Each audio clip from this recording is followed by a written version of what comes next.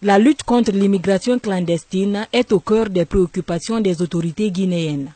Dans ce combat, elle bénéficie du soutien de quelques partenaires.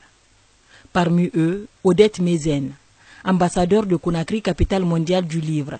À travers cette conférence, elle sensibilise les jeunes sur les dangers de l'immigration clandestine. Le conseil que je peux donner aux jeunes africains, c'est d'avoir l'expérience et c'est d'avoir le contrôle de prendre le contrôle réellement dans leur vie. D'avoir d'espoir, c'est-à-dire d'être combattant. Pour être combattant et de croire en eux, c'est déjà très important. Pourquoi de croire en eux? Parce qu'ils ne doivent pas être ignorants. Surtout en Afrique, nous ne devons pas demeurer dans l'ignorance. Il y a tout ici, nous avons tout. Nous dépassons tout ce qui est tout. Donc, des jeunes, ils doivent prendre la conscience que vraiment, c'est ici le paradis. J'encourage beaucoup de jeunes tels que moi, comme moi, à lire, à beaucoup se cultiver, car la lecture, ça fragilise au fait, les idées et puis rend l'homme conscient.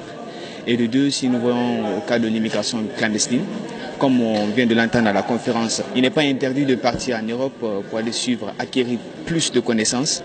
Mais au fait, c'est de partir légalement, éviter de se suicider et s'il n'y a pas de moyens, et trouver un moyen dans le pays.